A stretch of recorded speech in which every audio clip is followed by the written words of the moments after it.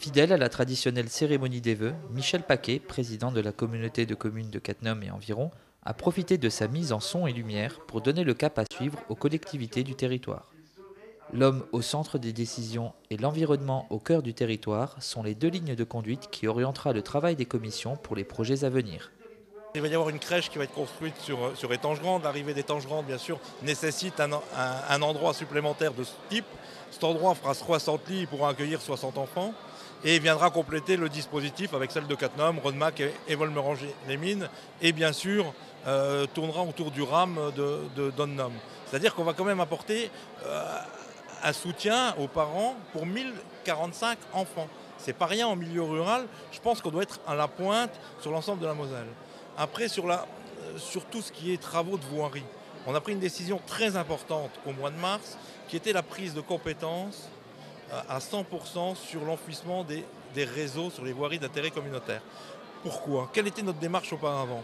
Auparavant, la communauté de communes réalisait l'enfouissement en partenariat avec les communes, en emmenant un fonds de concours, où la communauté de communes payait 40% et les communes 60%. Et encore, l'aide de la communauté de communes était plafonnée à 150 000 €. Et donc, suivant la richesse de chacune des communes, les communes avançaient tout doucement dans leur processus d'enfouissement. Et tant que ce n'était pas enfoui, on ne faisait pas la voirie. Il reste cependant un dossier brûlant à traiter, celui qui concerne la réforme territoriale lancée par l'État.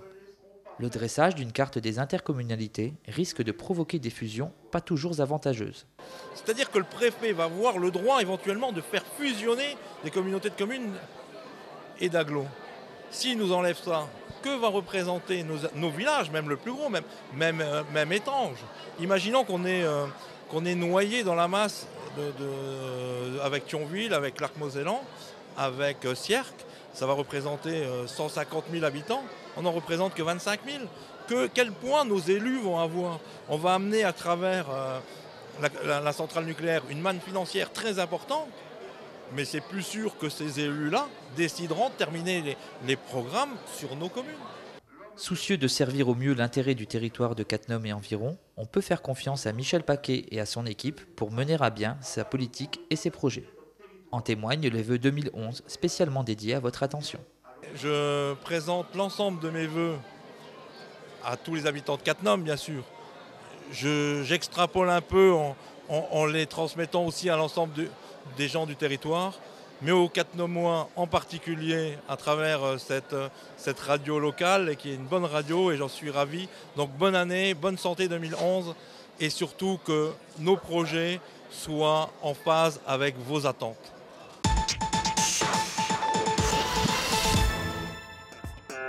Break it up.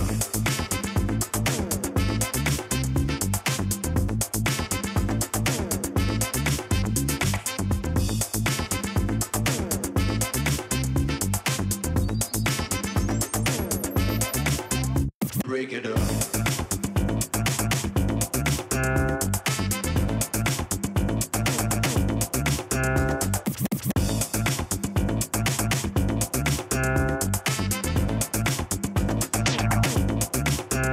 Break it up.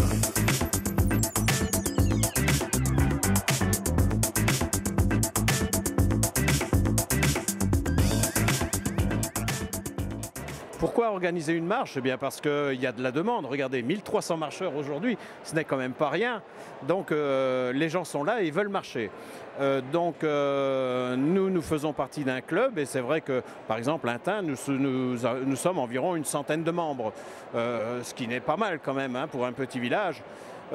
Donc la population, elle est là pour marcher. Et à partir de là, eh bien, chaque club de marche essaye d'organiser une journée, voire deux dans l'année, dans son village, dans sa ville, pour faire venir les gens. Et les gens viennent.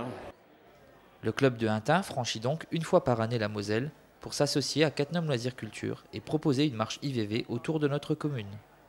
À charge pour le club d'Intin, le jalonnage et la sécurité du parcours.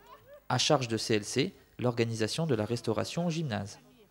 Mais qu'est-ce qui motive une personne à se lever de bonne heure un dimanche matin, de revêtir sa tenue sportive et de se lancer dans une promenade d'un minimum de 2 heures, montre en main? Le canapé, on en fait déjà assez pas mal. Donc le dimanche matin, on en profite pour pour se libérer, puis manger. Vous voyez, on fait toujours une table, on est toujours à peu près 20 ou 30 du club et on mange ensemble. Ce qu'on recherche, c'est la convivialité. La marche, on le dit souvent, ça fait du bien. Hein, donc pour la santé, alors, comme on arrive vers la fin, on n'est pas jeune, on n'est pas vieux, mais on essaie de s'entretenir, voilà, c'est un plus. J'aime bien la nature, j'aime bien la marche. Et puis, ça me permet c'est une très bonne activité physique. Et puis, moi, ça me permet surtout de me déstresser, voilà. Décompresser, c'est le bien-être que ça apporte après avoir marché, parce que ça fait énormément de bien, quoi. En plus de ça, on est dehors, au plein air, donc ça amène plein de choses, plein de bonnes choses. Même s'il pleut, même s'il fait froid, ça amène plein de choses.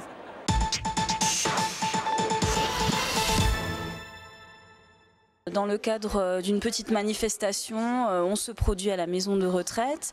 Donc pour moi, il s'agissait de préparer 2 chorégraphies avec un groupe d'enfants d'initiation, donc qui ont en moyenne entre 6 et 7 ans, et un groupe d'enfants débutants qui ont, je dirais, 8 à 10 ans. On a préparé une chorégraphie sur 3 musiques de Casse-Noisette.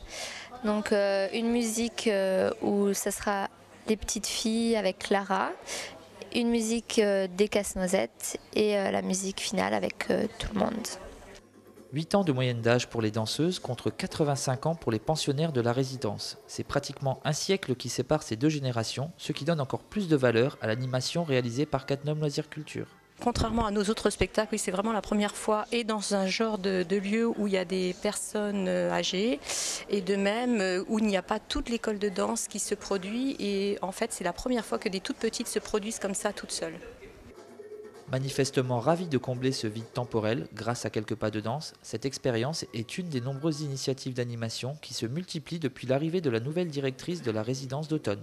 Nous avons tout un programme d'animation qui se répète de manière hebdomadaire. Le lundi, nous avons un atelier mémoire. Le mardi, nous avons de la gymnastique. Le mercredi, des travaux manuels. Le jeudi, le loto et le vendredi, la messe. Et puis, de temps en temps, donc, nous accueillons des chorales, des groupes de danse, des animations ponctuelles. Intimidée par l'événement, cette troupe de danseuses se doute-t-elle qu'elle a été un véritable rayon de soleil pour celles et ceux qui sont en plein hiver de l'âge? C'est très très beau. Je ne pensais jamais que d'avoir des petits-enfants comme ça, qui puissent faire autant. On a beaucoup d'amusement, on a beaucoup de choses, on fait pour la mémoire, la gymnastique, les travaux manuels, enfin toutes sortes de choses comme ça. Tant que je peux avoir l'indépendance de pouvoir faire tout moi tout seul, je le fais.